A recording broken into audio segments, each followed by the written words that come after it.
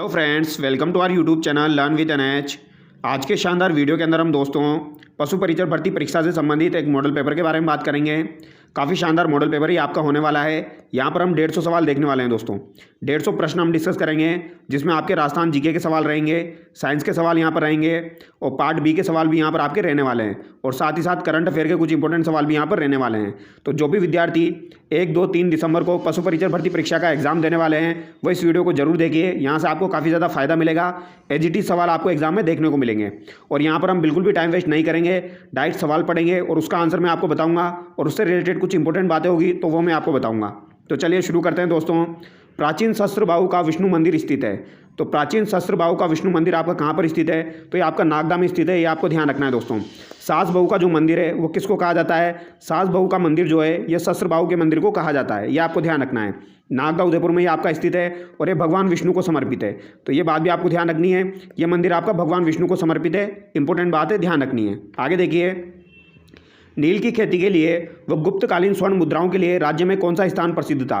तो नील की खेती के लिए व गुप्तकालीन स्वर्ण मुद्राओं के लिए बयाना प्रसिद्ध था। ऑप्शन 2 यहाँ पर आपका बिल्कुल करेक्ट हो जाएगा। आगे देखिए, राज्य में सर्वप्रथम पशुपालन के प्रमाण किस स्थान से प्राप्त हुए हैं? तो पशुपालन के प्रमाण सर्वप्रथम किस स्थान से प्राप्त हुए हैं? तो ये आपके बागौर से प्राप्त हुए हैं। ये आपको ध्यान रखना है दोस्तों। पशुपालन के प्रमाण आपके बागौर से प्राप्त हुए हैं, ये आपको ध्यान रखना है। और इसका उत्खनन किसके द्वारा किया गया था? वीएन मिश्रा के द्वारा किया गया था। ये भी आपको ध्यान रखना है। बागौर सभ्यता जो है दोस्तों ये आपकी कोठारी नदी के तट पर स्थित है। ये भी आपको ध्यान रखना है, ठीक है। कोठारी नदी के किनारे आपकी बागौर सभ्यता स्थित है और मेजाबान जो है ये भी आपका कोठारी नदी पर बना हुआ है। आगे देखिए, रणकपुर का अभिलेख किस मंदिर के स्तंभ पर खुदवाया गया? तो रणकपुर का जो अभिलेख है दोस्तों ये किस मंदिर के स्तंभ पर खुदवाया गया? तो ये आपका चौमुखा मंदिर के स्तंभ पर खुदवाया गया है। ये आपको ध्यान रखना है, ठीक है। इसीलिए इसे चौमुखा मंदिर के नाम से भी जाना जाता है।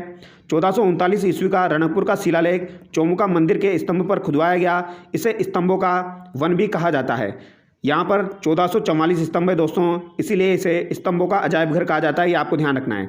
स्तंभों का अजायब घर अगर आपसे पूछा जाए किसको कहा जाता है तो रणकपुर का मंदिर या चौमुखा मंदिर को कहा जाता है। ये आपको ध्यान रखना है। आगे देखिए, क्वेश्चन नंबर 5 देखिए दोस्तों।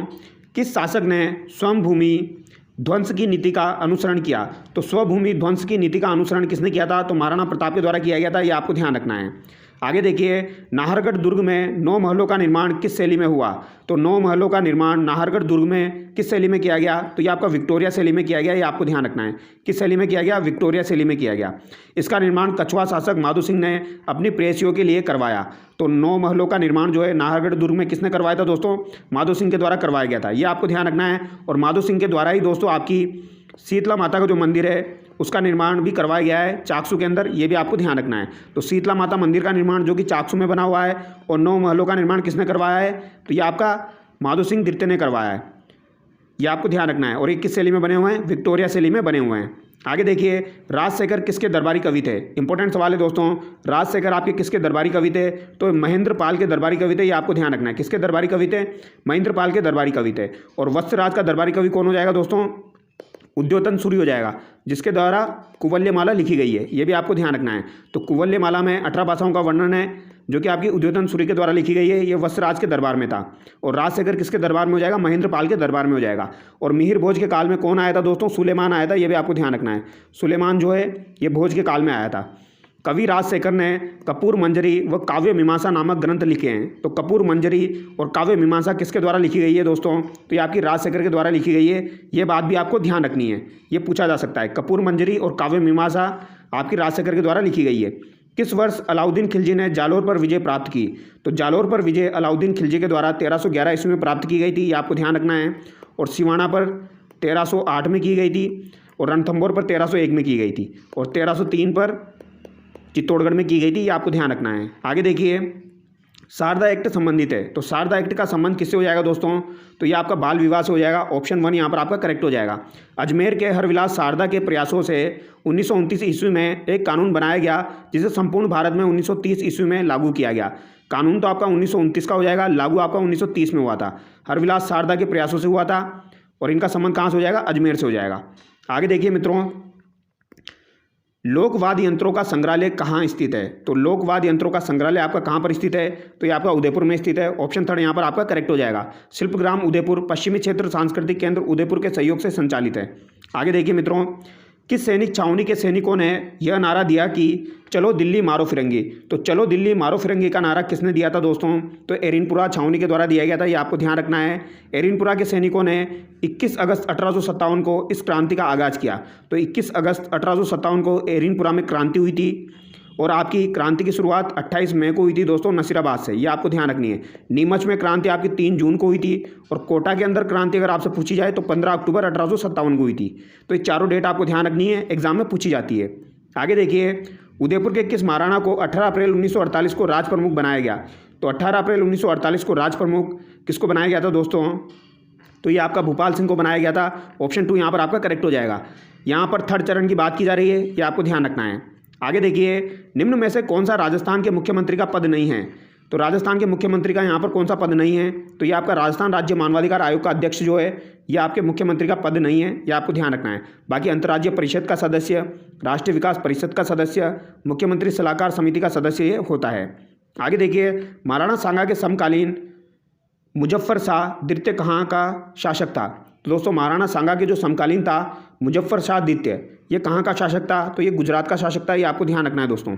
1511 ईस्वी में गुजरात के शासक महमूद शाह बेगड़ा की मृत्यु के बाद मुजफ्फर शाह द्वितीय गुजरात का शासक बना। ये आपको ध्यान रखना है। आगे देखिए, कालीबंगा का शाब्दिक अर्थ होता है। तो कालीबंगा का शाब्दिक अर्थ क्या होता है मित्रों? तो ये आपकी काली चूड़ियाँ होती है। ऑप्शन 2 यहाँ पर आपका करेक्ट हो जाएगा। कालीबंगा की खोज 1952 में अमलानंद घोष के द्वारा की गई थी और इसका उत्खनन बीबी लाल और बीके थापर के द्वारा दोस्तों, और इसके साथ साथ आपके कौन हो जाएंगे? बीबी लाल हो जाएंगे, बीके थापर हो जाएंगे और इसके साथ साथ आपके एमडी खरे हो जाएंगे। ये आपको ध्यान रखना है दोस्तों। बीबी लाल, बीके थापर, एमडी खरे और एक आपके श्रीवास्तव हो जाएंगे। तो ये आपको ध्यान रखना है, इनके द्वारा इसका उत्खनन किया गया था और ये आपकी घग्गर नदी के किनारे स्थित है हनुमानगढ़ में। आगे देखिए मित्रों, क्वेश्चन नंबर 16 देखिए,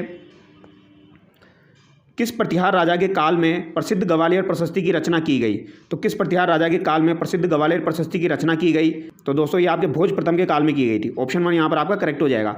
ग्वालियर प्रशस्ति की रचना भोज प्रथम के काल में की गई थी और ग्वालियर प्रशस्ति में दोस्तों प्रतिहारों को लक्ष्मण का वंशज बताया गया है। ये आपको ध्यान रखना है, ठीक है। आगे देखिए, राजस्थान के राजाओं में वो कौन सा शासक था जो अपनी सेना के साथ 1857 के संग्राम की सहायता हेतु राज्य से बाहर गया? तो ये कौन सा हो जाएगा? आपका बीकानेर का सरदार सिंह हो जाएगा। ये आपको ध्यान रखना है।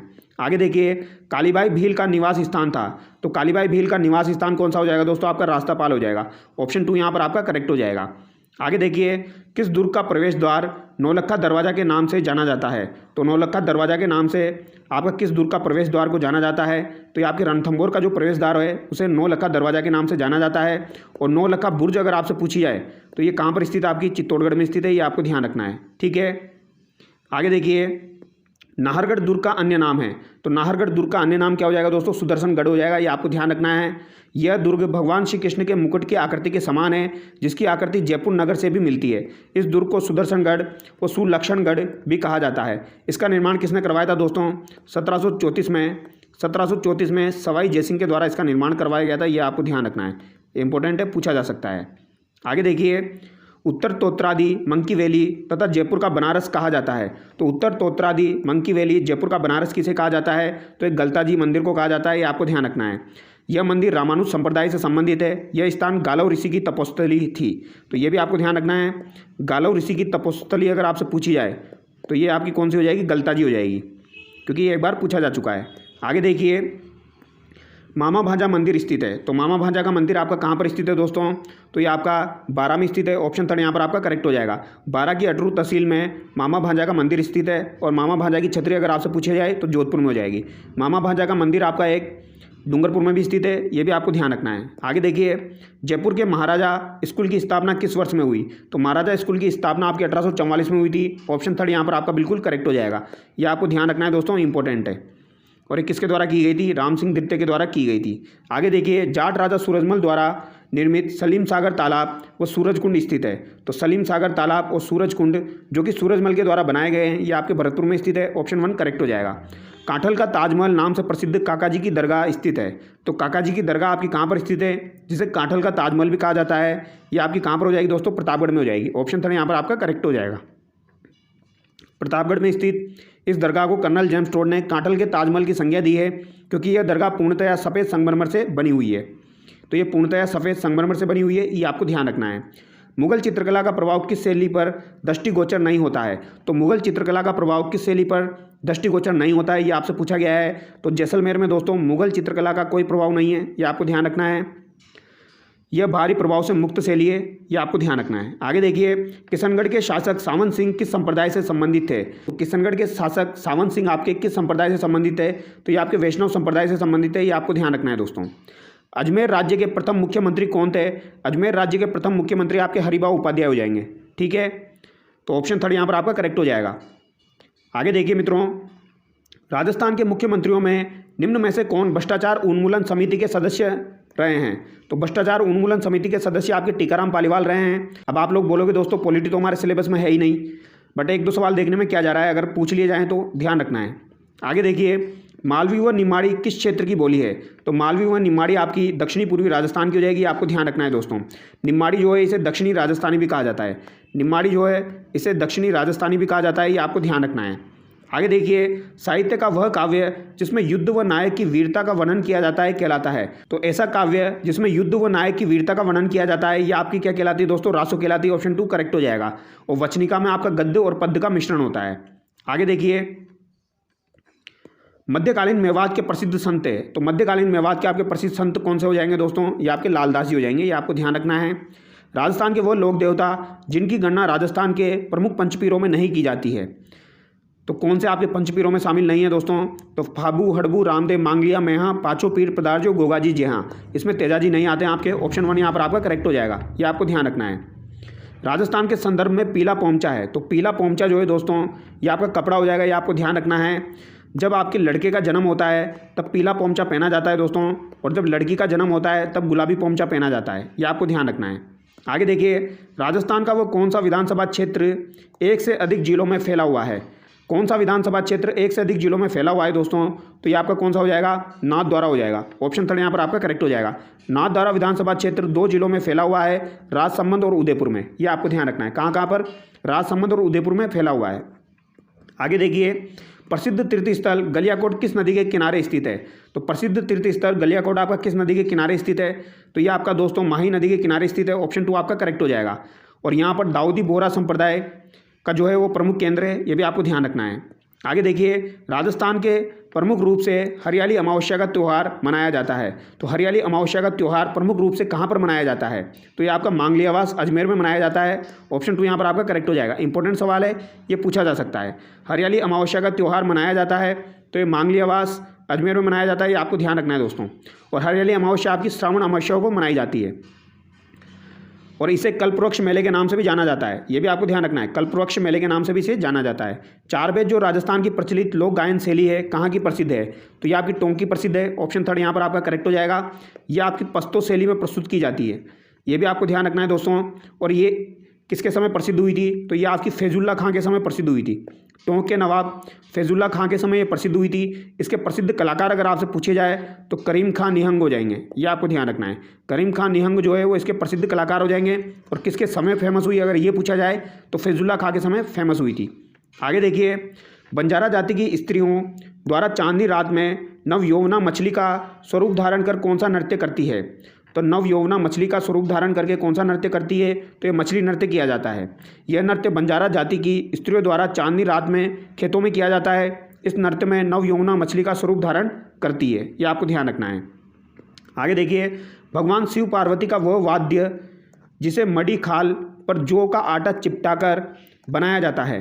तो दोस्तों जौ का आटा चिपकाकर बनाया जाता है, शिव और पार्वती का वाद्य यंत्र है, कौन सा हो जाएगा आपका, मांदल हो जाएगा। ऑप्शन 2 यहाँ पर आपका करेक्ट हो जाएगा।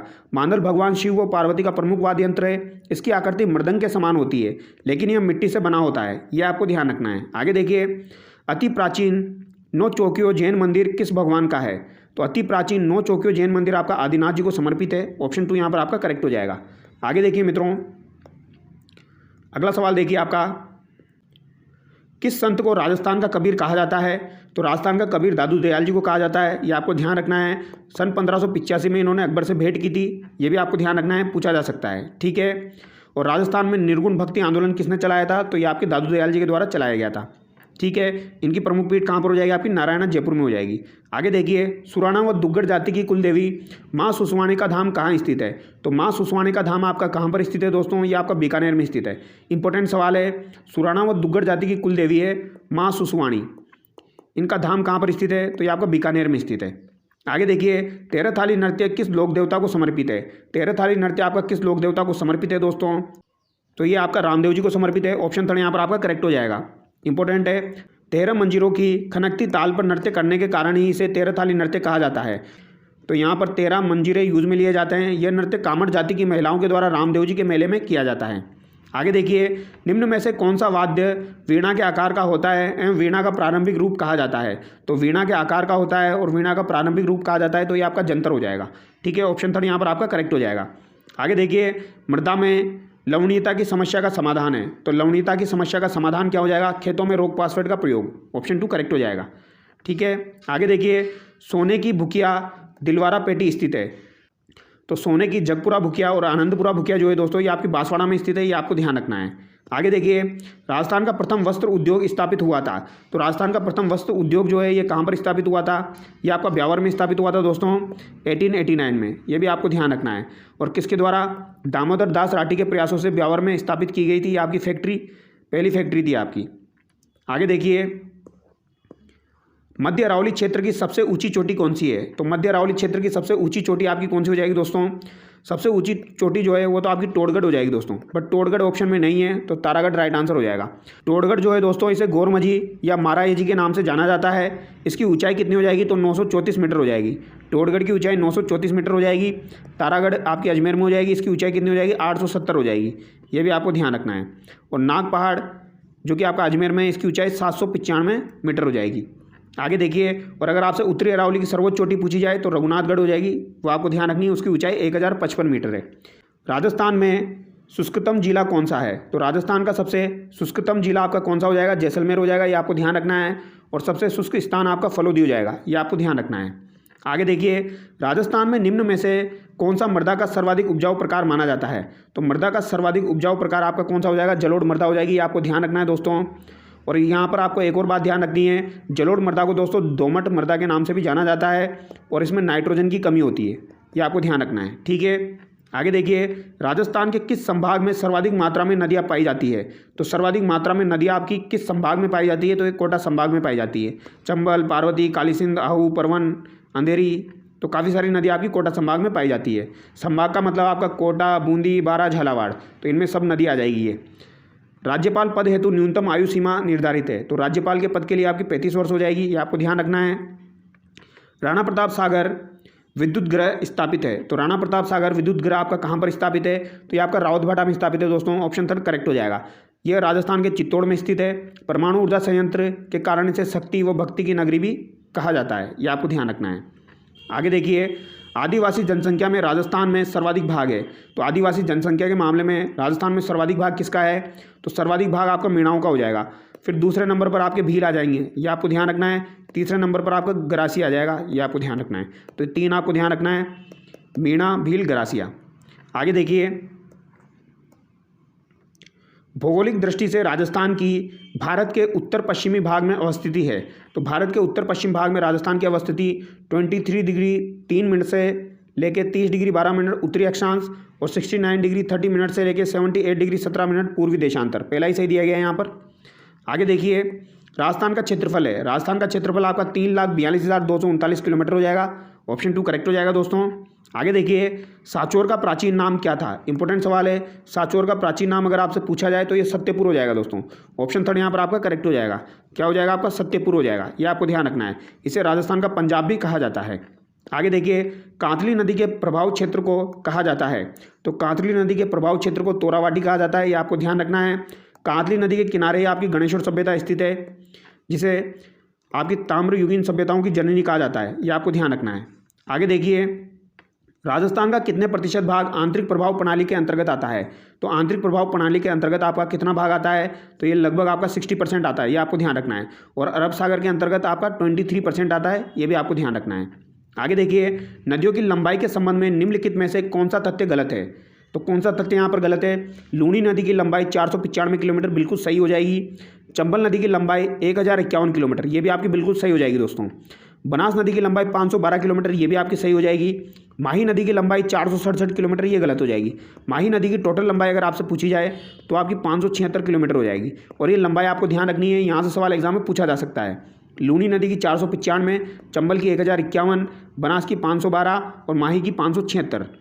आगे देखिए, सही सुमेलित नहीं है, यहाँ पर कौन सा सही सुमेलित नहीं है? गोसुंडा बांध चित्तौड़गढ़ दिया गया है, दूध बावड़ी टोंक दी गई है, पांचना बांध करौली है, रामगढ़ बांध आपका जयपुर ग्रामीण हो जाएगा। यहाँ पर कौन सा आपका सही सुमेलित नहीं है? गोसुंडा बांध आपका चित्तौड़गढ़ बिल्कुल सही दिया गया है। दूध बावड़ी आपकी टोंक में नहीं है दोस्तों, दूध बावड़ी आपकी कहाँ पर हो जाएगी? सिरोही में हो जाएगी, ये आपको ध्यान रखना है। और दूध तलाई अगर आपसे पूछी जाए तो वो कहाँ पर हो जाएगी आपकी? वो आपकी उदयपुर में हो जाएगी। पांचना बांध आपका करौली में हो जाएगा, रामगढ़ बांध आपका जयपुर ग्रामीण में हो जाएगा। आगे देखिए, झीलों व जिले से संबंधित असत्य कथन बताइए। तो झीलों व जिले से संबंधित असत्य कथन कौन सा है? बालसमंद झील जोधपुर बिल्कुल सही है। चोपड़ा झील पाली, ये भी आपकी बिल्कुल सही है दोस्तों। किशोर सागर तालाब कोटा, ये भी आपका सही दिया गया है। सिलीसेट झील आपकी दौसा, ये गलत हो जाएगा। सिलीसेट झील आपकी कहाँ पर है? अलवर में है, ये आपको ध्यान रखना है। आगे देखिए, कोपेन के जलवायु वर्गीकरण के अनुसार गंगानगर जिले में किस प्रकार की जलवायु पाई जाती है? तो गंगानगर जिले में आपकी किस प्रकार की जलवायु पाई जाती है दोस्तों? तो BWHW, ऑप्शन 2 यहाँ पर आपका करेक्ट हो जाएगा। BWHW प्रकार की जलवायु आपकी गंगानगर में पाई जाती है, ये आपको ध्यान रखना है। आगे देखिए मित्रों, अब हम थोड़े से यहाँ पर साइंस के सवाल देख लेते हैं।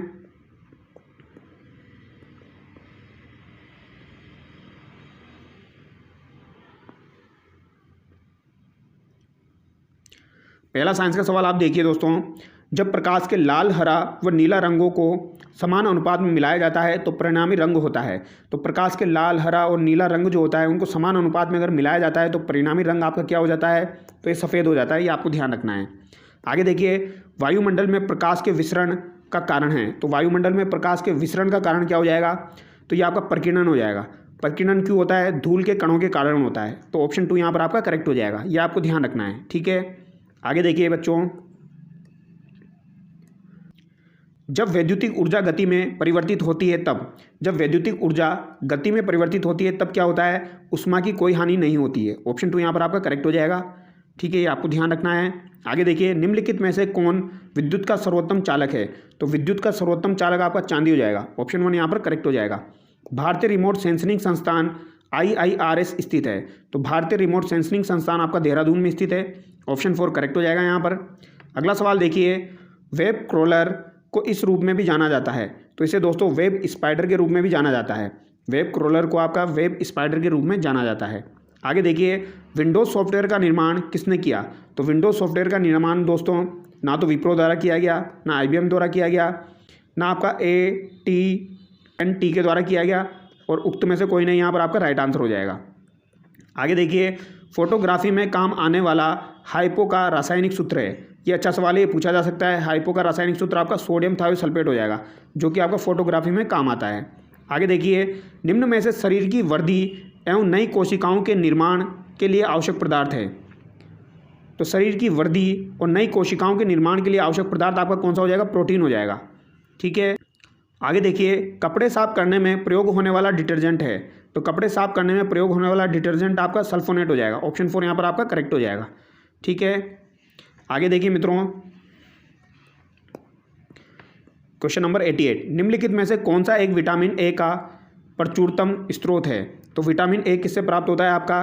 तो ये आम से प्राप्त होता है। आम में सभी फलों से अधिक विटामिन ए पाया जाता है। इसके साथ साथ इसमें विटामिन सी व विटामिन ई भी पाया जाता है। आगे देखिए, निम्नलिखित में से कौन सा मिश्रित उर्वरक है? तो मिश्रित उर्वरक आपका कौन सा हो जाएगा? यूरिया, कैम, अमोनियम सल्फेट या NPK? तो NPK हो जाएगा दोस्तों, ऑप्शन 4 करेक्ट हो जाएगा। आगे देखिए, मेंडल के आनुवांशिकता का सिद्धांत किस पर आधारित है? तो मेंडल का आनुवांशिकता का सिद्धांत आपका कायक जनन, लैंगिक जनन, अलैंगिक जनन या उपयुक्त सभी? तो ये आपका लैंगिक जनन पर आधारित है, ऑप्शन 2 यहाँ पर आपका करेक्ट हो जाएगा। इंपॉर्टेंट सवाल है, ध्यान रखना है। आगे देखिए, जिस रूप में पौधे नाइट्रोजन प्राप्त करते हैं वो है। तो नाइट्रोजन पौधे नाइट्रेट के रूप में प्राप्त करते हैं। ऑप्शन 1 यहाँ पर करेक्ट हो जाएगा। नाइट्रेट नाइट्रोजन तथा ऑक्सीजन के सहयोग से बने हुए यौगिक होते हैं, यानी नाइट्रेट जो है वो नाइट्रोजन और ऑक्सीजन के सहयोग से बने हुए यौगिक होते हैं। आगे देखिए, शहद की मक्खी का विष कैसा होता है? तो शहद की जो मक्खी होती है इसका विष कैसा होता है? तो यह अम्लीय होता है। ऑप्शन 2 यहाँ पर आपका करेक्ट हो जाएगा। इसमें अत्यधिक अम्लीय पेप्टाइड मेलिटिन उपस्थित होता है, तो पेप्टाइड मेलिटिन इसमें उपस्थित होता है। आगे देखिए, प्रोटीन का मुख्य कार्य है, तो प्रोटीन का मुख्य कार्य क्या हो जाएगा? शरीर का निर्माण करना व मरम्मत में सहायक। ऑप्शन 3 यहाँ पर आपका करेक्ट हो जाएगा। आगे देखिए, निम्नलिखित में से कौन सा पदार्थ मानव शरीर में ईंधन का नाम करता है? ईंधन का काम करता है दोस्तों, ठीक है। तो कौन सा पदार्थ है वो आपका? तो कार्बोहाइड्रेट हो जाएगा। ऑप्शन 3 यहाँ पर आपका करेक्ट हो जाएगा। आगे देखिए, कुष्ठ रोग उत्पन्न किया जाता है, तो कुष्ठ रोग आपका किसके द्वारा उत्पन्न किया जाता है दोस्तों? वो यहाँ पर पूछा गया है, तो जीवाणु के द्वारा। ऑप्शन 1 यहाँ पर आपका करेक्ट हो जाएगा। कुष्ठ रोग एक संक्रामक रोग है जो माइकोबैक्टीरियम लेप्री और माइकोबैक्टीरियम लेप्रोमटासिस नामक जीवाणुओं के कारण होता है, यह आपको ध्यान रखना है। आगे देखिए, जीवों एवं वातावरण की अंतर अभिक्रिया से संबंधित जीव विज्ञान की शाखा कहलाती है, तो जीवों एवं वातावरण की अंतर अभिक्रिया से संबंधित जीव विज्ञान की शाखा आपकी क्या कहलाती है? यह आपकी पारिस्थितिकी कहलाती है। ऑप्शन 2 यहाँ पर आपका करेक्ट हो जाएगा। आगे देखिए, निम्न में से कौन सा कीट मनुष्यों में निद्रालु व्याधि फैलाता है परंतु वन्य जीवों के लिए निरापद है और अफ्रीका में बेस्ट गेम वार्डन कहलाता है? तो यह आपका कौन सा हो जाएगा? सीसी मक्खी हो जाएगी दोस्तों। ऑप्शन 1 यहाँ पर आपका करेक्ट हो जाएगा, ठीक है। निद्रालु व्याधि रोग ट्राइपेनोसोम बुसेई प्रजाति के प्रोटोजोआ के कारण होता है, जिसका वाहक सीसी मक्खी है। आगे देखिए, आम चुनाव से पहले बजट सत्र के दौरान प्रस्तुत बजट के लिए किस शब्द का प्रयोग किया जाता है? तो अंतरिम बजट का प्रयोग किया जाता है। आगे देखिए, हाल ही में दिसंबर 2023 में विश्व का सबसे पुराना ज्ञात किला किस देश में खोजा गया है? तो सबसे पुराना ज्ञात किला आपका कहाँ पर खोजा गया था? साइबेरिया में। देश में ताप विद्युत परियोजनाएं किसके सहयोग से संचालित की जाती है? तो देश में ताप विद्युत परियोजनाएं आपकी एनटीपीसी के द्वारा संचालित की जाती है। ऑप्शन 2 करेक्ट हो जाएगा। निम्नलिखित में से किस व्यक्तित्व को राजस्थानी भाषा के साहित्य अकादमी युवा पुरस्कार 2023 के लिए नामित किया गया है? तो ये आपके कौन हो जाएंगे जिन्हें राजस्थानी भाषा के साहित्य अकादमी युवा पुरस्कार 2023 के लिए नामित किया गया था? तो ये आपके देवीलाल मैया हो जाएंगे। ऑप्शन 1 यहाँ पर आपका करेक्ट हो जाएगा। आगे देखिए, विजय हजारे ट्रॉफी का संबंध किस खेल से है? तो विजय हजारे ट्रॉफी का संबंध आपका क्रिकेट से हो जाएगा। राजस्थान का पहला हाइड्रो एनर्जी प्रोजेक्ट किस जिले में है? तो पहला हाइड्रो एनर्जी प्रोजेक्ट आपका किस जिले में है? इंपॉर्टेंट है, ये पूछा जा सकता है। 12 यहाँ पर राइट आंसर होगा। यह प्रोजेक्ट 12 जिले के शाहबाद में स्थित है। आगे देखिए, प्रधानमंत्री राष्ट्रीय बाल पुरस्कार 2023 से सम्मानित आर्यन सिंह का संबंध किस जिले से है? तो इनका संबंध कोटा से हो जाएगा, ठीक है। आर्यन सिंह का संबंध किससे हो जाएगा? कोटा से हो जाएगा। ये सवाल 2 से 3 बार आ चुका है, ध्यान रखना है। भारत सरकार की न्यूट्रा स्मार्ट विलेज परियोजना के तहत राजस्थान का पहला कस्टम हायरिंग सेंटर किस जिले में स्थापित किया गया है? तो पहला कस्टम हायरिंग सेंटर किस जिले में स्थापित किया गया है आपका? तो यह आपका उदयपुर में स्थापित किया गया है दोस्तों। ऑप्शन 2 यहाँ पर आपका करेक्ट हो जाएगा। आगे देखिए, खुरपका मुंहपका रोग परियोजना निदेशालय स्थित है। तो खुरपका मुंहपका रोग परियोजना निदेशालय आपकी मुक्तेश्वर उत्तराखंड में स्थित है। ऑप्शन 3 करेक्ट हो जाएगा। गाय के साधारणतया मीठे दूध का पीएच का मान होता है। तो गाय के साधारणतया मीठे दूध का पीएच का मान कितना हो जाएगा? 6.4 से 6.6 हो जाएगा। आगे देखिए, उच्चतम प्रकार की गलीचा ऊन भेड़ की किस नस्ल से प्राप्त होता है? तो उच्चतम प्रकार की गलीचा आपकी ऊन की किस भेड़ की नस्ल से प्राप्त होता है? ये यहाँ पर पूछा गया है। तो ये आपका दोस्तों चोकला से प्राप्त होता है। ऑप्शन 3 यहाँ पर आपका करेक्ट हो जाएगा। ये आपको ध्यान रखना है। चोकला भेड़ आपकी राजस्थान की मेरिनो कहलाती है। यह आपकी शेखावटी क्षेत्र में पाई जाती है। कहाँ पर पाई जाती है? शेखावटी क्षेत्र में पाई जाती है। राजस्थान की मेरिनो से कहा जाता है। इसकी ऊन उत्तम गुणवत्ता की होने के कारण इसकी तुलना मेरिनो से की गई है। चोकला भेड़ सींग रहित होती है जो शेखावटी में पाई जाती है। और अगर सबसे ज़्यादा ऊन अगर आपको प्राप्त करनी है तो वो जैसलमेरी है दोस्तों, वो आपको ध्यान रखना है। आगे देखिए, पशु में प्रजनन किस प्रकार का होता है? तो पशुओं में प्रजनन किस प्रकार का होता है? प्राकृतिक भी होता है, कृत्रिम भी होता है, भ्रूण प्रत्यारोपण भी होता है। तो उपरोक्त सभी हो जाएगा दोस्तों। गरीब की गाय किसे कहा जाता है? तो ये बकरी को कहा जाता है। आगे देखिए, जल प्रदूषण से होने वाले रोग है। तो जल प्रदूषण से आपका कौन सा रोग होता है दोस्तों? एंथ्रेक्स, तपेदिक, खुरपका मुंहपका। तो यहाँ पर कौन सा होता है आपका जल प्रदूषण से? उपरोक्त सभी। ऑप्शन 4 यहाँ पर आपका करेक्ट हो जाएगा। आगे देखिए, प्रसूति ज्वर किसके कारण होता है? तो प्रसूति ज्वर आपका किसके कारण होता है दोस्तों? ये कैल्शियम की कमी के कारण होता है। ऑप्शन 2 यहाँ पर आपका करेक्ट हो जाएगा। इसे चापच्चई, दुग्ध ज्वर, रक्त मूर्छा रोग भी कहते हैं। इस रोग में कैल्शियम, ब्रोग्लूकोनेट वो फाइजर मिल्क फीवर फॉर्मूला का इंजेक्शन देते हैं। इसमें विटामिन डी देने से भी फ़ायदा होता है। आगे देखिए, मांस का परिरक्षण सामान्यतः किस तापमान पर किया जाता है? तो मांस का परिरक्षण आपका 0 से 3 डिग्री सेंटीग्रेड पर किया जाता है। ऑप्शन 1 आपका करेक्ट हो जाएगा। आगे देखिए, विश्व में गाय की किस नस्ल का दुग्ध काल सबसे लंबा होता है? तो किस नस्ल का दुग्ध काल सबसे लंबा होता है? तो ये आपका दोस्तों जर्सी का होता है। ऑप्शन 2 यहाँ पर आपका करेक्ट हो जाएगा। आगे देखिए, सीओबी परीक्षण किसकी जांच के लिए करते हैं? तो सीओबी परीक्षण आपका किसकी जांच के लिए किया जाता है दोस्तों? तो ये अम्लता की जांच के लिए किया जाता है। दूध में 2 प्रकार की अम्लता होती है। प्राकृतिक व विकसित ताजे दूध में 0.12 से लेकर 0.18% अम्लता होती है और 0.32% से ज़्यादा अम्लता होने पर दूध फट जाता है। आगे देखिए, क्वेश्चन नंबर 116, एक गाय के गर्भाधान के लिए मध्यकाल का उपयुक्त समय है। तो एक गाय के गर्भाधान के लिए मध्यकाल का सबसे उपयुक्त समय आपका कौन सा हो जाएगा? मध्य मध्यकाल हो जाएगा। आगे देखिए, थन की सूजन क्या कहलाती है? तो थन की सूजन आपकी क्या कहलाती है दोस्तों? यह आपकी मेस्टाइटिस कहलाती है। ऑप्शन 3 यहाँ पर आपका करेक्ट हो जाएगा। बछड़ों में सींग रोधन की उपयुक्त आयु है। तो बछड़ों में सींग रोधन की उपयुक्त आयु 3 से 10 दिन हो जाएगी। आगे देखिए, भेड़ में ऊन कतरने की क्रिया कहलाती है। तो ऊन कतरने की क्रिया भेड़ के अंदर क्या कहलाती है दोस्तों? आपकी सीयरिंग कहलाती है। ऑप्शन 3 यहाँ पर आपका करेक्ट हो जाएगा। मरी हुई भेड़ से ऊन उतारना पुल्ड वूल व भेड़ के शिशन चारों तरफ से ऊन काटना रिंगिंग कहलाता है। आगे देखिए, चंद्रभागा पशु मेला कहाँ पड़ता है? तो ये आपका झालरापाटन झालावाड़ में पड़ता है। NBAGR के अनुसार भारत में पंजीकृत पशुओं की नस्लें हैं। तो ये 212 हो जाएगी दोस्तों। कितनी हो जाएगी? 212। आगे देखिए, कृत्रिम गर्भाधान हेतु एक सप्ताह में कितनी बार वीर्य एकत्रण करना चाहिए? तो कृत्रिम गर्भाधान हेतु एक सप्ताह में कितनी बार वीर्य को एकत्र करना चाहिए? तो ये 2 बार। आगे देखिए, किस रोग से ग्रसित पशु की मृत्यु के उपरांत पोस्टमार्टम नहीं कराना चाहिए? तो ऐसा कौन सा पशु है, यानी ऐसा कौन सा रोग है जिससे अगर कोई पशु ग्रसित है तो आपको पोस्टमार्टम नहीं कराना चाहिए? तो ये आपका एंथ्रेक्स हो जाएगा। ऑप्शन 4 यहाँ पर आपका करेक्ट हो जाएगा। आगे देखिए, मुर्गी के अंडे से चूजा बनने की क्रिया क्या कहलाती है? तो मुर्गी के अंडे से चूजा बनने की क्रिया आपकी उद्भवन इंक्यूबेशन कहलाती है। ऑप्शन 3 यहाँ पर आपका करेक्ट हो जाएगा। क्षय रोग टीबी के लिए प्रतिरोधक दूध किस पशु का है? तो ये आपका बकरी का हो जाएगा दोस्तों। प्रतिरोधक दूध आपका क्षय रोग के लिए बकरी का हो जाएगा। निम्न में से रतंभक है। तो निम्न में से रतंभक कौन से हो जाएंगे दोस्तों? आपके फिटकरी हो जाएगा और टिंचर आयोडीन हो जाएगा। 1 और 2 दोनों। दूध में सर्वाधिक मात्रा में पाया जाने वाला अपयोग है। तो दूध में सर्वाधिक मात्रा में पाया जाने वाला अपयोग कौन सा हो जाएगा? तो ये आपका SNF हो जाएगा दोस्तों। ऑप्शन 3 यहाँ पर आपका करेक्ट हो जाएगा। आगे देखिए, दूध के प्रोटीन जो बर्तनों की सतह पर चिपक जाते हैं कहलाते हैं। दूध के ऐसे प्रोटीन जो कि बर्तनों की सतह पर चिपक जाते हैं ये आपके मिल्क स्टोन कहलाते हैं। आगे देखिए, बकरी के मांस के लिए प्रसिद्ध भारतीय बकरी की नस्ल है। तो बकरी के मांस के लिए प्रसिद्ध भारतीय बकरी की नस्ल आपकी ब्लैक बंगाल हो जाएगी। ऑप्शन 4 यहाँ पर आपका करेक्ट हो जाएगा। यह आपको ध्यान रखना है। बकरी में समागम क्रिया सविंग कहलाती है। बकरी का वैज्ञानिक नाम कैपरा हिरकस हो जाएगा। बकरी के मांस को च्यवन कहते हैं। आगे देखिए, पशुओं का बंध्याकृत करने के लिए उपयुक्त समय कौन सा है? तो ये आपका शरद ऋतु होती है दोस्तों। उपयुक्त समय शरद ऋतु होती है बंध्याकृत करने के लिए। गौशाला विकास बोर्ड की स्थापना कब हुई? तो गौशाला विकास बोर्ड की स्थापना आपकी 1949 में हुई थी। ऑप्शन 1 यहाँ पर आपका करेक्ट हो जाएगा। ठीक है, गौशाला विकास योजना की 1949 में शुरू की गई। गोपाल कार्यक्रम 1990-91 में शुरू हुआ।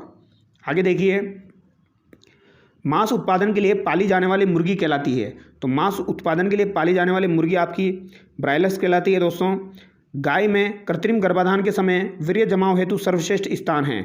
तो गाय में जब कृत्रिम गर्भाधान किया जाता है तो वीर्य जमाव हेतु सर्वश्रेष्ठ स्थान कौन सा है? मध्य गर्भाशय ग्रीवा। इंपॉर्टेंट सवाल है, ध्यान रखना है। मध्य गर्भाशय ग्रीवा। दुग्ध ज्वर का अन्य नाम क्या है? तो दुग्ध ज्वर का अन्य नाम आपका क्या हो जाएगा दोस्तों? प्रसवकालीन ज्वर, प्रसवकालीन रक्त मूर्छा, प्रसवकालीन पक्षाघात। तो यहाँ पर उपरोक्त सभी आपका हो जाएगा। ऑप्शन 4 यहाँ पर आपका करेक्ट हो जाएगा। आगे देखिए, कैपोनाइजेशन की रासायनिक विधि में काम आने वाले रसायन का नाम क्या है? तो कैपोनाइजेशन की रासायनिक विधि में काम आने वाले रसायन का नाम क्या हो जाएगा दोस्तों? आपका डाईइथाइल सीटल पेस्ट्रोल हो जाएगा। ऑप्शन 4 यहाँ पर आपका करेक्ट हो जाएगा। ये आपको ध्यान रखना है। अधिवर्षाणिका जननेंद्रिय भाग है। तो अधिवर्षाणिका जननेंद्रिय भाग आपका नर में पाया जाता है। ऑप्शन 1 करेक्ट हो जाएगा। आगे देखिए, नर जननांगों में पाए जाने वाले हार्मोन कौन सा है? तो नर जननांगों में पाया जाने वाला हार्मोन आपका टेस्टोस्टेरोन हो जाएगा। ऑप्शन 3 यहाँ पर आपका करेक्ट हो जाएगा। पशुशाला को धोने के लिए साधारणतः कितने प्रतिशत फिनाइल का घोल काम में लेते हैं? तो 1%। ऑप्शन 1 यहाँ पर आपका करेक्ट हो जाएगा, 1% फिनाइल काम में लेते हैं। वीर्य में मिलाए जाने वाला तनु कारक है, तो वीर्य में मिलाए जाने वाला तनु कारक आपका कौन सा हो जाएगा? अंडपोत साइट्रेट हो जाएगा दोस्तों। ऑप्शन 3 यहाँ पर करेक्ट हो जाएगा। निम्न में से दस्तावर कौन सा है? तो दस्तावर कौन सा है आपका? लाइसोल, मैक्सल्फ, एल्कोहल, जिंक ऑक्साइड। तो ये मैक्सल्फ हो जाएगा। ऑप्शन 2 यहाँ पर आपका करेक्ट हो जाएगा। ये आपको ध्यान रखना है। मैक्सल्फ MgSO4 मैग्नीशियम सल्फेट एक विरेचक है। इसका उपयोग 250 से 400 ग्राम पाउडर पशु का पेट साफ करने व स्वरोधी के रूप में 125 ग्राम तक देते हैं। यह आपको ध्यान रखना है। आगे देखिए, वसा परीक्षण किस सिद्धांत पर करते हैं? तो वसा का जो परीक्षण है वो किस सिद्धांत पर करते हैं? अपकेंद्रीय बल सिद्धांत पर। ऑप्शन 3 करेक्ट हो जाएगा। पशुओं में लंगड़ी रोग का कारण है, तो लंगड़ी रोग का कारण क्या हो जाएगा? यह आपका हो जाएगा क्लोस्ट्रीडियम सोबियाई। ऑप्शन 2 यहाँ पर आपका करेक्ट हो जाएगा। आगे देखिए, दुग्ध का प्रमुख नाइट्रोजनीय अवयव है, तो दुग्ध का प्रमुख नाइट्रोजनीय अवयव आपका कौन सा हो जाएगा? प्रोटीन हो जाएगा। आगे देखिए, कार्बोलिक अम्ल है, तो कार्बोलिक अम्ल आपका कौन सा हो जाएगा? विरेचक, परगेटिव, ज्वर रोधक, जीवाणु रोधक। तो कार्बोलिक अम्ल जो है ये जीवाणु रोधक हो जाएगा आपका। आगे देखिए, पशुओं के चयन की सर्वश्रेष्ठ विधि है, तो पशुओं के चयन की सर्वश्रेष्ठ विधि गुणांकन तालिका द्वारा, भौतिक दशा देखकर, दूध उत्पादन या वंशावली पंजिका द्वारा। गुणांकन तालिका द्वारा। ऑप्शन 1 करेक्ट हो जाएगा। आपेक्षिक घनत्व में उपयोगी उपकरण है, तो आपेक्षिक घनत्व में उपयोगी उपकरण आपका कौन सा हो जाएगा दोस्तों? तो ये आपका लेक्टोमीटर हो जाएगा। ऑप्शन 3 करेक्ट हो जाएगा। ये आपको ध्यान रखना है। आगे देखिए, 1 ग्राम वसा में कितनी कैलोरी ऊर्जा होती है? तो 1 ग्राम वसा में आपकी कितनी कैलोरी ऊर्जा होती है? तो ये 9.3 कैलोरी होती है।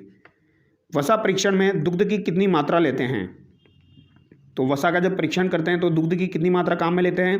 तो 10.75 ml। ये आपको ध्यान रखना है।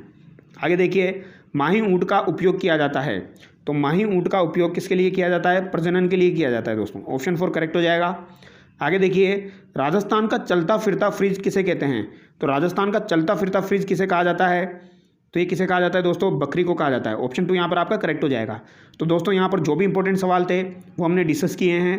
तो अगर आपको वीडियो अच्छा लगा है तो वीडियो को लाइक कीजिए, चैनल को सब्सक्राइब कीजिए, क्योंकि अगर आप वीडियो को लाइक करेंगे दोस्तों तो मैं और भी वीडियो आप लोगों के लिए लेके आऊँगा।